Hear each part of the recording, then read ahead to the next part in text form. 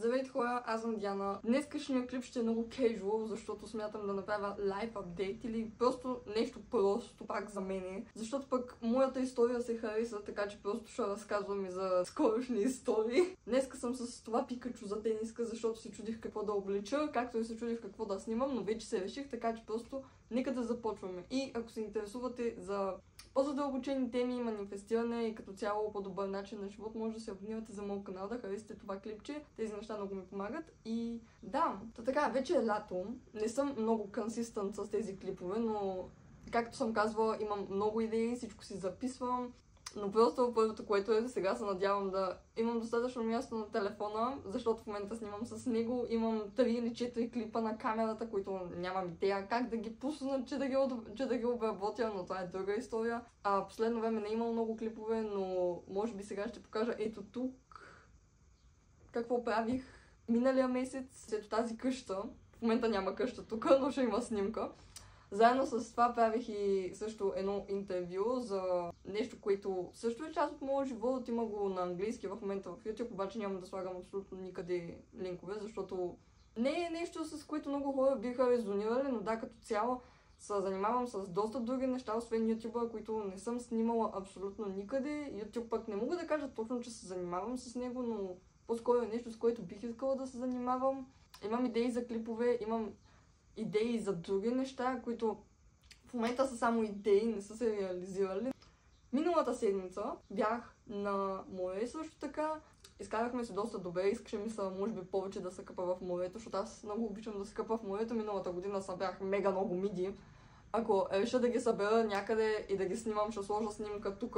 Много обичам морето, много обичам да събирам миди. Бях на море, също, нали, освен къщата, интервюто, много други сайт квест съм правила последните месеци. И не само сайт квести, ми също аз от време на време си играя, нали, на компютъра, който ме знае, че играя Dead by Daylight. Нали, не играя много, някой ден дори не играя, няма значение. Това, нали, имам тук тато си играя, си играят си още. То тата се е много стара.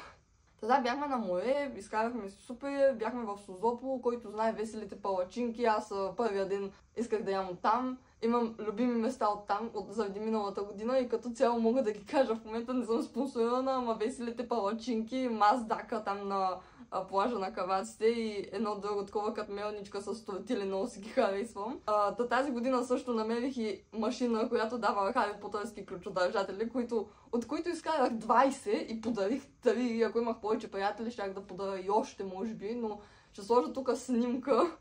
Отново снимка на всичко, което ми се повтаря. И между другото не успях за тези 20 ключодържателя да си изкарам Волдемор, но майка ми също ще ходи и ще накарам тя да ми го изкара. Изкарахме с доста добре.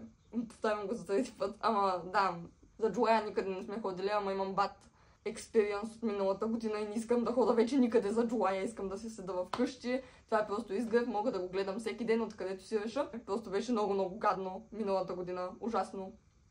Първия ми Джулай на морето. Съботата вечерта на първия ни ресторант забелязахме нещо ужасно. В смисъл не е ужасно, ама нали аз нямаше да го забележа, защото аз не съм много aware от нещата, където ме заобикалят. Та имаше един мъж на плажа на средна възраст, ако се препознае някакси, се надявам да не се случи това. Значи беше легнал на плажа с обувките, вълните му пипаха краката и той беше, значи ние си мислихме, че може би нещо е станало, и нали да викнем линейка ала бала, ама също време аз пък реших, както сме седнали на ресторанта, защото нали се виждаше плажа оттам, както сме седнали, аз реших нали да слезна долу и да го видя какво се случва. Та питах едни чужденци точно до него, където те явно се чудиха и го гледаха, ама те нали знаеха, че е минал някой, нали ги питах какво става, те казаха, че е много пиян. Аз не очаквах това, като слезнахме с той дори, че не диша, цялото му лице беше в пясък. В крайна сметка не викнахме линейка, ама хората, където седяха зад нас на масите и те също слезнаха след като се наядоха. Той се изправи и го преместиха и пак се легна на плажа. Хората, с които бях там и приятеля ми, нали, обсъждаха много ситуацията, така да и аз сега от време на време не му кажа, че само те. Ама смисъл на мен ми стана не някак си гадно, ми смисъл, че как може българите да сме такива, че да се напиеш толкова много, че да си проснат на плажа, все едно морето е плоснало там с обувките, е занесло на плажа и целия си в пясък, някакво смисъл ти какво достоинство имаш, какъв човек си ти, нали аз просто понякога се замислям за тия неща, как може да има такива хора, в смисъл ти Не знам, аз просто не го възприемам това. Аз не пия и не пуша и просто такива неща не са гледка, разбирате ли. Всеки, който е ти, ако имаш някакво достоинство, няма да се напиш толкова, че и то в 5 часа да не можеш да се изправиш, да се целия в пясък, хората мислят за гътнал или че се едно плащ да е занесъл там и просто ти нищо да не правиш по въпроса. То ти ако си се напил прекалено много, няма как нещо да направиш по въпроса, но просто според мен не беше само алкохол, нали, първото, което е. И второто, което е дори да е само алкохол, пак е достатъчно, защото според мен това нещо не трябва да се продава, ама както и да е. Па да не говоря и, че цигарите тук, аз живея близо до училище, всички там 8-9 клас се тая колко вънка, там те като някакви клечки са ръце, колкото моите нищо. Аз по-миналата година тренирах, имах бицепс. Седат и... брат, вижте ме с цигарката. Просто тия неща не трябва да се продават. Не знам кой им ги дава. Просто нямам идея. Да, Life Update направих къщата, която показах. Събирах майнкрафтски плюшени играчки, също от Happy Meal-овете играчки, гледах филма. Събирах майнкрафтски ключодържатели от Созопол. Видяхме пиян човек, който беше ужасна гледка. Имах интервю и също в моя си личен инстаграм съм постнала някои от нещата, някои от другите неща, които съм правила като цяло, нали, креативни, защото клипчета не съм снимала. Опитвам се да боравя с маркери, които си купих миналата година. Но някак си не мога. Много добър лист, между другото. Вижте, изобщо не е пропуснал. Обаче не ми харесва някак си. Сега може би който гледаш си каже, че му харесва, ама... Това беше преди, значи ден преди морето се опитах нещо да го направя. Сега ще си я довърша. Да, това е. И също бях на палатка за една вечер, където вечерта, докато играехме с Димитър експлодиращи котета и чухме диви глигани. И беше малко страшно. Сега не се прибрахме долу, заспахме си, той ме събуди в 2 часа и се чуваше нещо е такова. Ако някой знае какво е, нали сега не мога да го... Може би добре го изимитирах, не знам какво беше, ама ако някой знае какво може в 2 часа вечерта така да е минало покрай палатката, защото той ме събуди и се чува това и аз някакво сърцето ми почва да ми лупа, се чуда какво е и нямах никаква идея, но ако някой има може да каже какво е. Не звучеше много малко като таралеж, ама не звучеше и много голямо като пак да е глиган, пък и те грохтат. Може би лисица, чакал, може би не съм сигурна.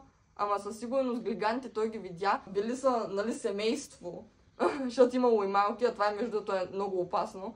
Да, бяхме също и на палатка и също прочетох една книга "Подсъзнанието може всичко" на Джон Кехол или Джон Кехол по-скоро. Да, "Подсъзнанието може всичко", така се казва. И доста ми хареса, в смисъл много е кежуал, малко е в стайл на Райан Холидей, защото имаше истории, които се разказват вътре за хора, които са използвали неговите методи, но някак си несъзнателно, или по-скоро съзнателно, ама не са учили, нали, книгата. И са получили резултати, нали, просто малко Райан Холидей стайл, ама... беше си готина, честно казано, обаче повечето неща ги знаех отвътре, ама пък си беше кежуал, хареса си ми и сега чета други неща. Понякога имам проблема, че почвам да чета супер много работи и накрая не дочитам нито едно от тия неща. В момента съм така, затова казвам, че чета, но също време пък не ги чета, ама и пък правят други неща. Просто да. И също се записах за университет. Още не са излезнали класиранията. Честно да ви кажа, аз казах на майка ми, че това е много лоша инвестиция. Отидохме там, тя ми вика, трябва да дадем 40 лева, защото, нали, да се запишеш. В същото време не дадохме 40, ми дадохме около... Не знам колко. Не знам точно. В смисъл, това не става въпрос за семестъра, става въпрос, че само за да се запишеш. Да, като цяло последните 2 месеца доста неща се случиха, даже в момента като говоря за тях ги осъзнавам, че наистина е събитие след събитие. Те са някакви малки деся, не е нещо вау. Да, случват си са неща. Може би заради това я реших сега да снимам и да япвам за тях. Но да, може да ми напишете според вас в коментарите кое нещо е било най-готино, така да се каже, за вас, на кое нещо вие бихте се изкефили, примерно, да направите, или кое искате да направите, в момента не е свързано с мене, ми за вас и примерно просто да отворим този conversation. Да, като цяло, всяка се замисля, наистина доста неща се случиха. Нали, това не е оправдание да не снимам, просто освен снимането правят доста други неща, които някак си не искам да ги снимам точно за YouTube, защото тук по-скоро искам да говоря за темите, за които може да погледнете. Това беше моя Life Update. Може би има неща, които пропускам, може би не, нямам идея. Да, със сигурност пропускам. С Димитър ще се местим, може би заедно да живеем по средата на лятото или след средата на лятото. Може пък и да не заживеем веднага заедно.